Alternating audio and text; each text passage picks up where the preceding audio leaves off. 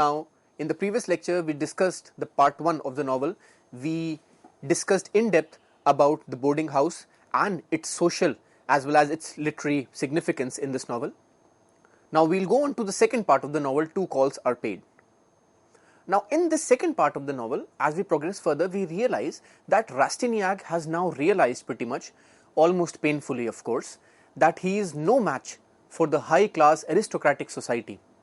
And he realizes that to take on the Parisian society, to take on and to get a stronghold within the high-class society, within the landed gentry, within the nobility, he needs firstly money, and most importantly, perhaps even more important than money, he needs status and social acceptance. And for these things, he clings on to his cousin, Madame de Beauseant.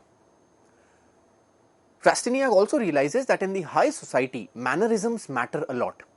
It is here that Madame Beauseant famously tells him, and I am quoting it again, "If you wish to succeed, you must learn to hide your feelings." This is what Madame Beauseant tells him. And it is here that Eugene gets the lessons of his life on how to progress in society. Now, again, I will be quoting, as you can see on the slide.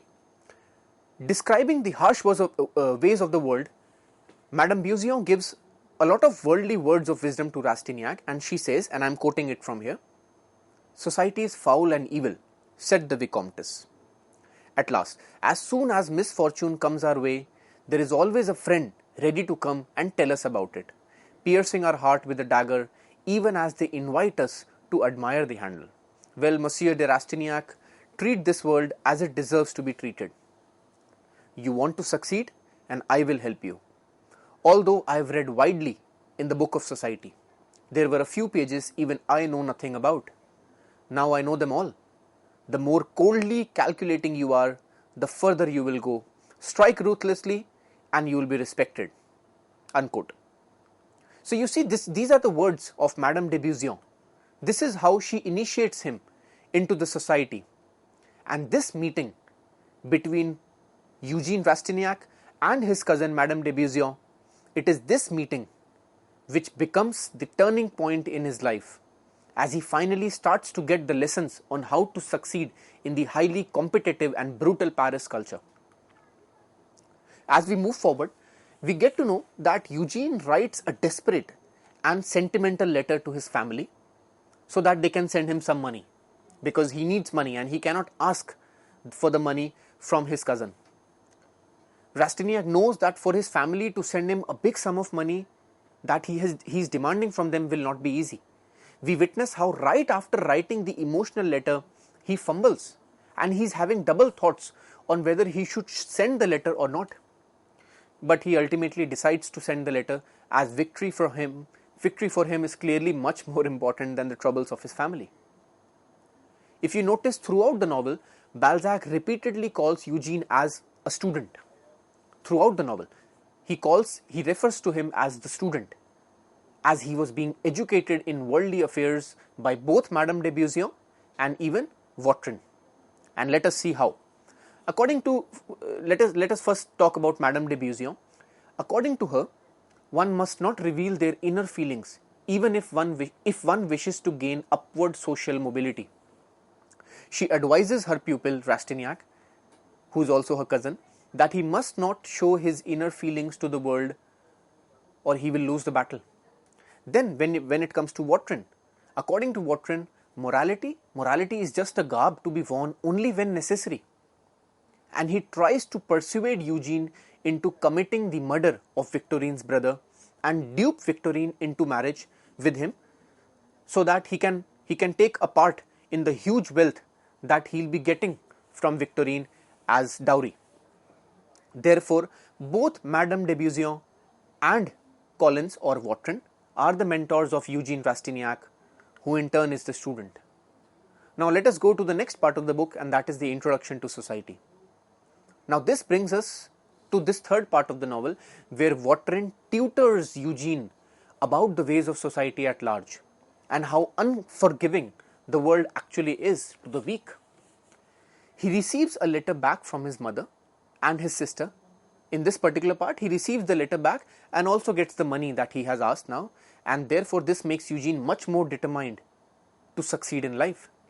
So the first thing that he does is he goes to purchase a suit, he goes to a tailor and tries to purchase a suit, and the readers notice how as soon as money comes in his pockets, Eugene becomes a different man. He walks with much more confidence than before. So Balzac is here showing us how money changes people in every possible way. And this part of the novel also contains the famous seduction scenes of Rastignac, the intense conversations that are going on between them, where Vautrin comes up with his devilish plan of first seducing Victorine and then killing her brother, so that after their marriage, Rastignac obtains the money of Victorine as dowry, who is now currently living in the boarding house as a poor young girl. Vautrin asks Eugene to court Victorine, the poor girl whose millions are usurped by his brother, and then to kill his brother to obtain all the inheritance and the dowry for himself. And all that Vautrin demands for is a small share as a commission from this evil enterprise. Eugene also once again he goes to Madame de Beauseant to ask for her help, and there she introduces her to Delphine de Nucingen, the second daughter of Goriot. She once again helps her get close to Delphine. And Rastignac comes back to the boarding house now to find the drab conditions in which Goriot is living. He wants to be in the good books of Goriot, not out of respect for the old man, but because he knows that Goriot can help him marry Delphine de Nucingen. The truth is that Anastie de Restaud, the first daughter of Goriot, has now completely ignored Eugene because of the misadventure that Eugene gets into, and now his hope is only to cling on to Delphine with the help of Goriot, of course. Also, it is interesting to note that Eugene is playing on both sides of the field. He is trying to get close to Delphine while still keeping his plans with Victorine on the cards. Rastignac will do almost anything to get up in society, but he knows that he will succeed only and only if he has good connections, money and status, and this was the social reality of the post-revolution French society, and Balzac shows this social realism in the novel. Now let us go to the fourth part of the novel, which is known as Cat o' Nine Lives. Now this next part of the novel refers to Vautrin having 9 lives, as the proverb goes, as those associated with cats, because Vautrin is able to escape almost every time. And in several of the other novels of Balzac, we see all these characters, they come up. And in this particular novel, we see the arrest of Vautrin and the savage side of the man. And we also see how the news comes that Victorine's brother is now seriously injured in a duel, and the readers realize that the plan of Vautrin is now finally set in motion, and that Rastignac is also a party to it. Willingly or unwillingly, he is a party to it. Then next, as the novel progresses, we see that the police comes to arrest Vautrin, and we see how Vautrin changes from a calm, easygoing, laid-back, composed man to the monster of energy as we have referred to Vautrin, and as he resists his arrest. Now, Vautrin's character has a certain vitality to it. There is this certain energy that is there in Vautrin's character, which makes him one of the finest creations by Balzac. His easygoing, his laid-back, his calm and charming nature, his easygoing countenance, and his harsh and keen analysis of the world is superbly complemented by his mighty and devilish energy that we see when he is arrested in the novel, in this part of the novel. So now the fourth part ends. Let us now go to the fifth part of the novel, that is the two daughters. Now this next part of the novel, the two daughters, shows the decadence. Very importantly, it shows the decadence, the decline the decay of the aristocracy, of the landed gentry, and of the nobility of the times. So the landed gentry, with their fading values, and the aristocracy with their fading values, their dwindling economic strength, their fading and dwindling political strength, is represented by Balzac through the two daughters and through the two husbands. And this is also the part of the realist project of Balzac, of showing how the forces work in a society. So the landed gentry, the nobility, the aristocracy, and their fading values, their dwindling economic relevance, their dwindling economic strength, their dwindling political relevance is represented by Balzac through Madame Anastasie de Restaud and her husband, and through Madame Nucingen and her husband. This is Balzac's social realism, and this is how he represents the various forces that drive a society. This is Balzac's social realism, which we had discussed at length a while ago, and as well as in the first two lectures of European realism and the French novel. In the first two lectures of the French novel and the European realism, we discussed all of these features, which makes Balzac one of the most prominent novelists of the 19th century. Then we also see how the two daughters are, they are themselves, they are helpless when it comes to money, when it comes to finances, as all the money, the finances are controlled by their male counterparts, by their husbands. We also see how for Madame de Nucingen, visiting the ball party of the high class aristocrats was more important than visiting her ailing father. And by the end of part 5 of the novel, we already know that her ailing father is now lying on his deathbed. But still, for Madame de Nucingen, visiting the ball party of the high class aristocrats was more important. So Balzac is showing us this very hard world, this very harsh world, where pretensions run high and even filial love is conditional. It all depends on money. So these two daughters, they come up running towards their father whenever they need money. And as we know, the two daughters were helpless when it comes to money because the finances were controlled by their husbands. And that is why both these daughters at different junctures in the novel, they come running to Goriot, and Goriot tries to give whatever he has till he is completely drained of all his wealth, and now he has almost nothing to offer. He only has his life to offer. But is the life of a father worth it for the daughters who are just interested in taking his money? No. So what is Balzac trying to show us? The Balzac is trying to show a harsh world where immorality and pretensions run extremely high. Filial love is conditional. So this is the part of the realist project of Balzac. He is showing the forces of society that are driving society. This is Balzac's unique social realism, which we have been discussing for quite some time now. Now we come to the final part of the novel and the ending part of the novel, that is part 6, which describes the death of the father. Now this last part of the novel shows the realization, the almost painful and almost fatal realization that Goriot goes through when he finally realizes that his daughters only loved him for money and are not here to help him in his last moments. Goriot is lamenting at his deathbed. Now, towards the end of the novel, he is lamenting at his deathbed because he doesn't have his daughters close to him.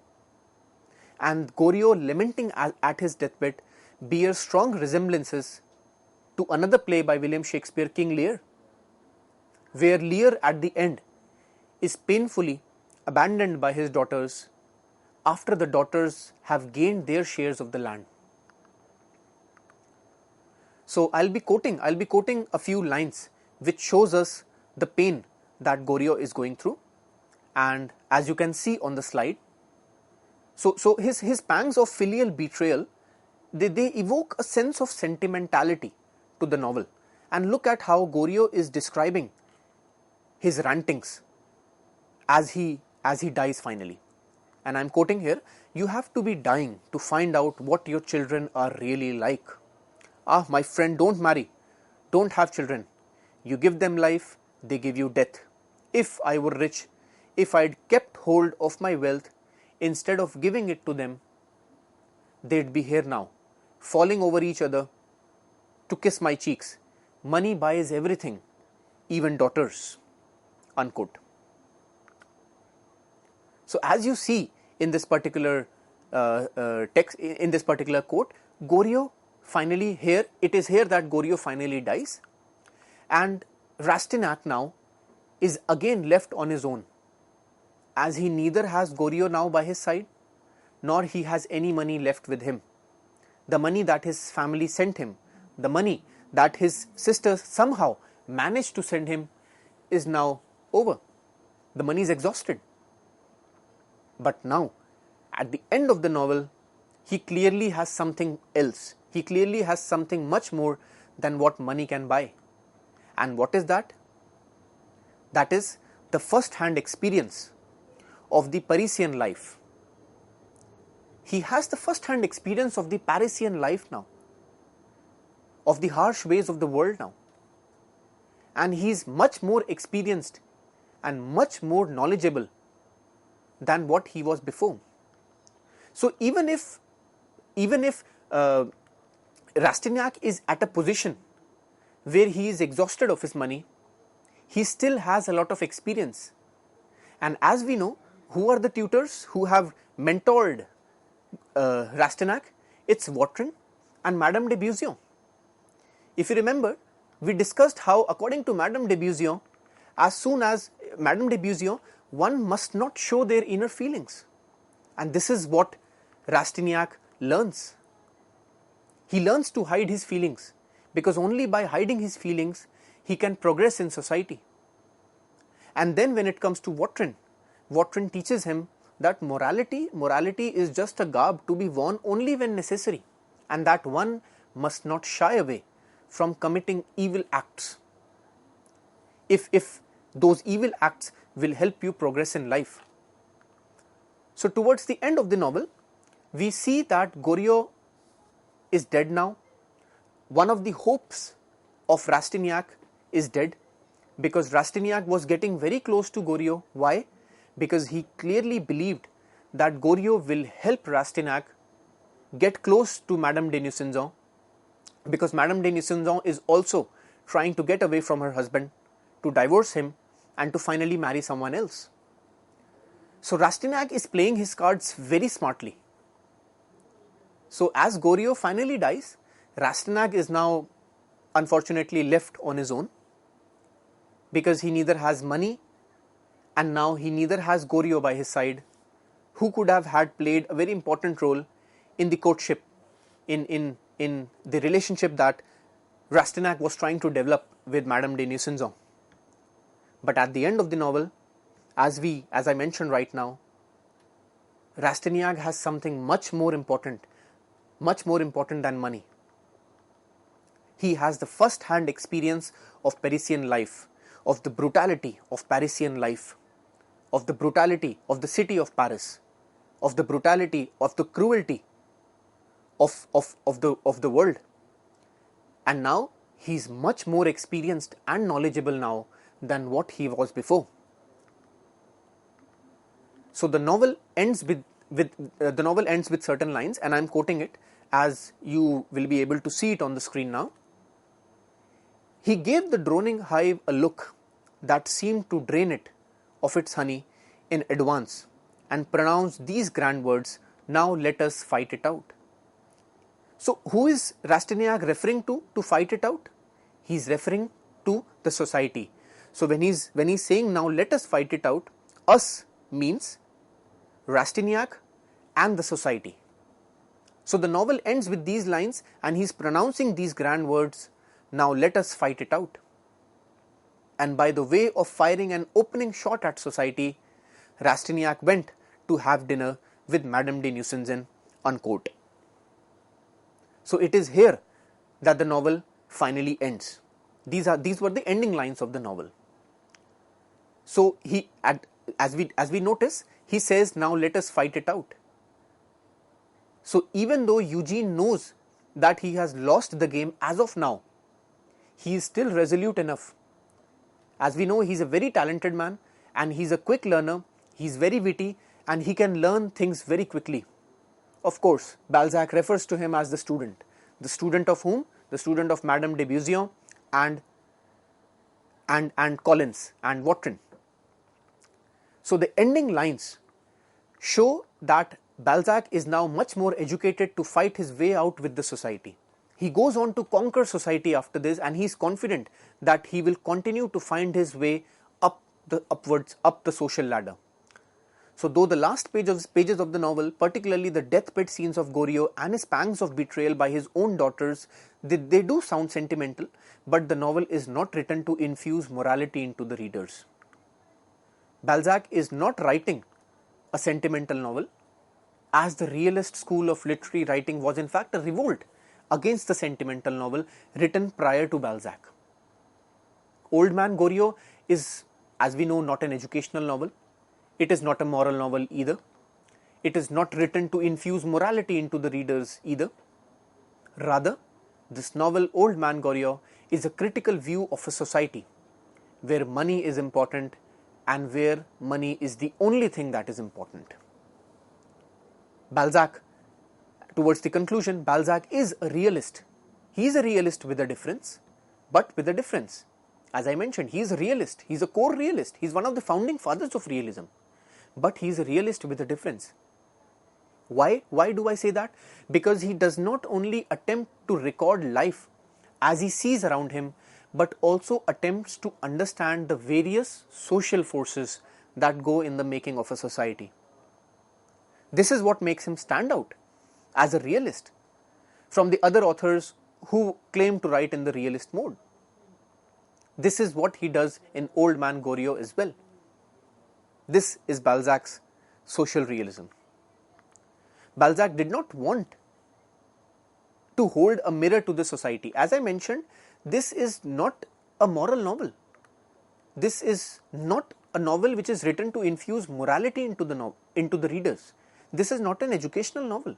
This is not a sentimental novel either. And Balzac doesn't want to hold a mirror to the society because he doesn't do that in Old Man Goriot. But rather, he wants to show the driving force of the society. He wants to show what drives men in society. He wants to show what are the social forces that are going on in a society. Right? So in this particular sense, I would prefer to call Balzac as a keen sociologist, not just a novelist, but also a keen sociologist, because he tries to read history. And if you remember in the previous lecture, I also mentioned that Balzac, that historians even today in 21st century France, as we speak, as the readers watch this lecture, even historians today in France look up to Balzac. They look up to Balzac to understand the French society that Balzac was living in. Such is the intensity of his realist project. Also, this novel, Old Man Goriot, and I'm concluding it now, it creates issue. It creates issues of who the real protagonist of the story is. Is it the eponymous character Goriot? Or is it Eugene de Rastignac? He can also be arguably the protagonist of the novel. So who is the real protagonist of the story? Is it the eponymous character Goriot? Or is it Rastignac? Or is it not a character but a specific socio-cultural milieu, that is Paris? Or is it the boarding house, which is in itself as vital as a character representing the decaying, the decadent, the dilapidated French society of the times? Who is the real character? Who is the real character of the story? Is it Goriot or Rastignac or a specific social cultural milieu, that is Paris, or is it the boarding house? So I conclude and I finally end this lecture with this open-ended question for the viewers to think about and to share their views. And that brings us to the end of the lecture.